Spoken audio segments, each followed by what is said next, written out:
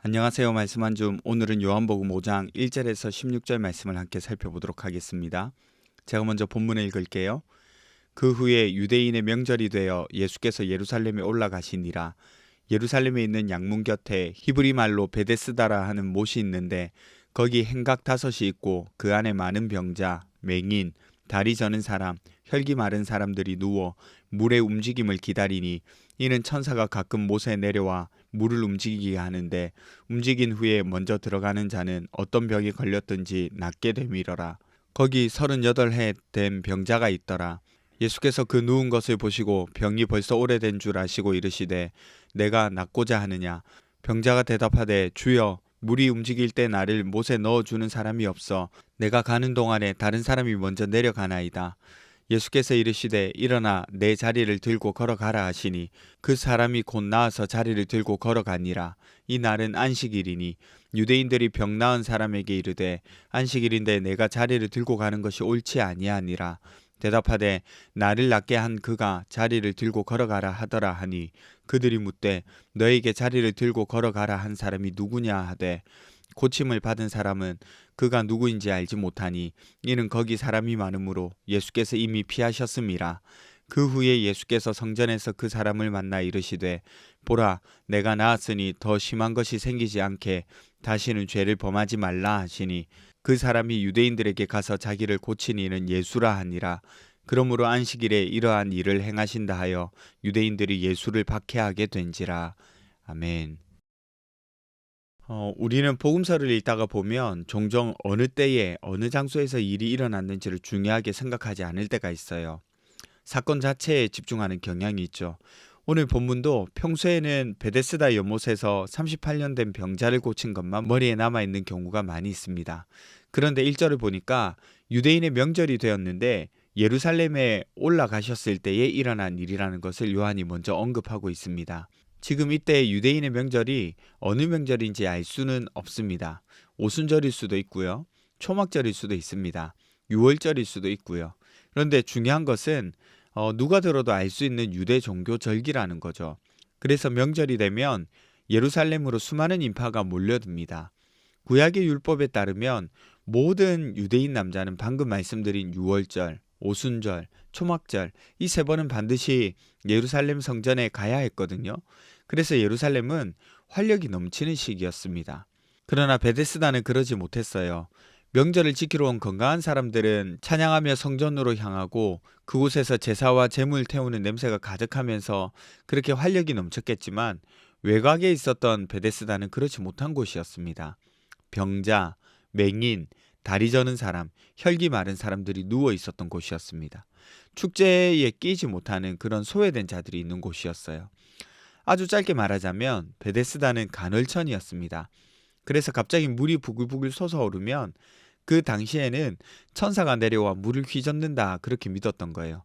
그래서 병자들은 그런 현상이 있으면 먼저 들어가서 병이 낫는다는 전설이 생긴 겁니다. 이름은 자비의 집이었지만 사실 모두가 그 자비를 얻을 수 없는 선착순, 경쟁, 그야말로 세상의 이치를 담고 있는 곳이었죠. 오늘 본문은 그렇게 예루살렘 성전과 베데스다를 비교하고 있습니다. 서로 대립하고 있는 거죠. 또 다른 대립이 있어요. 병 나은 38년 된 병자와 유대인들입니다.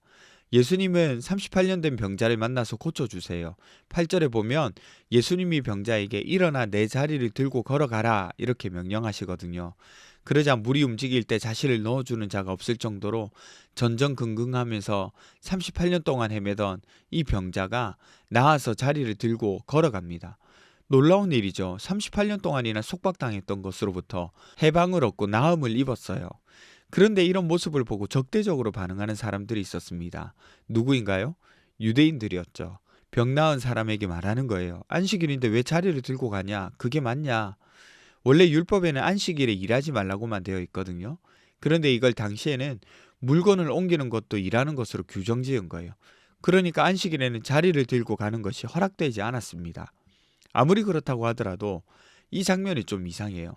왜냐하면 오늘 본문에서 그 누구도 38년 된 병자가 나음을 입어서 걸어 다니게 되었는데도 기뻐하는 사람이 없잖아요. 오히려 율법을 어겼다는 사실만 문제 삼고 있어요. 유대인들은 생명이 회복된 것보다 율법이 지켜졌느냐 아니냐만 보고 있는 거예요. 여러분, 명절에 시끌벅적한 예루살렘 성전과 베데스다 못, 그리고 또 38년 된 병이 치유받은 일과 율법 준수의 여부를 비교하고 대립시키는 이유가 뭔지 아세요? 사도 요한은 묻고 있는 겁니다. 너희는 지금 어디를 보고 있느냐고. 명절을 지키느라 분주한 성전을 보고 있는지, 아니면 그 성전 바깥에서 신음하고 있는 사람을 보고 있는지 말이죠. 한 사람이 다시 일어나 걸어가게 된 생명을 보고 있는지, 율법이 지켜졌는지를 먼저 보고 있는지를 지금 물어보는 거예요. 어디를 보고 있느냐고. 베데스다의 병자는 안식일을 어겼지만 생명을 얻었어요. 반대로 유대인들은 안식일을 지켰지만 눈앞에서 살아난 생명을 보지 못했습니다. 이건 뭘 말하는 걸까요? 종교는 완벽하지만 생명에는 무감각해진 모습을 고발하고 있잖아요. 그래서 예수님은 일부러 명절에, 일부러 예루살렘에서, 일부러 안식일에 이 일을 행하신 겁니다. 예수님이 율법을 무너뜨리기 위해서 이 일을 하신 것이 아니라 율법이 원래 가리키고 있던 율법의 정신이 어디에 있는지 알려주시는 거예요. 안식일의 목적은 사람을 살리는 데 있다는 걸요. 이제 말씀이 우리에게 묻습니다. 먼저 화려한 예루살렘 성전만 바라보고 있지는 않은지 묻고 있어요. 좋은 것, 생기 있고 활력 있는 것, 뭔가 될 것 같이 성황하는 곳, 유리한 곳만 바라보고 최고의 것만 추구하는 것은 아닌지 말이죠. 예수님은 그곳을 뒤로하고 소외되고 절망이 머무는 곳에 가셨어요. 잘 되고 인정받는 자리가 아니라 시선이 드물게 가는 곳으로 가셨어요. 우리의 시선은 어디로 향하고 있는지 오늘 본문이 묻고 있습니다.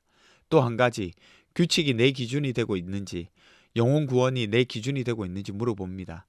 신앙생활 하다 보면 나도 모르게 기준이 세워져요.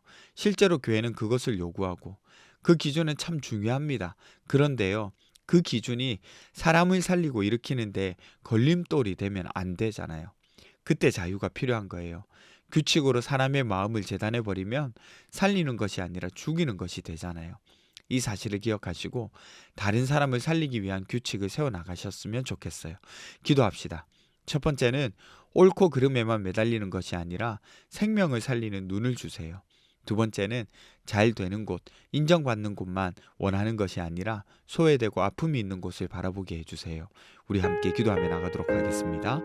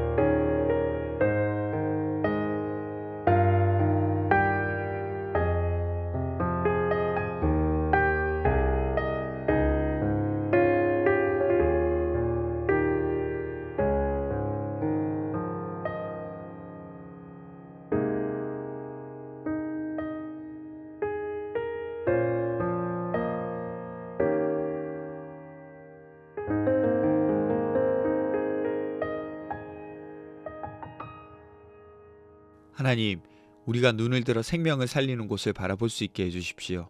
그리고 소외되고 아픔이 있는 곳에도 하나님의 마음으로 바라볼 수 있도록 도와주십시오.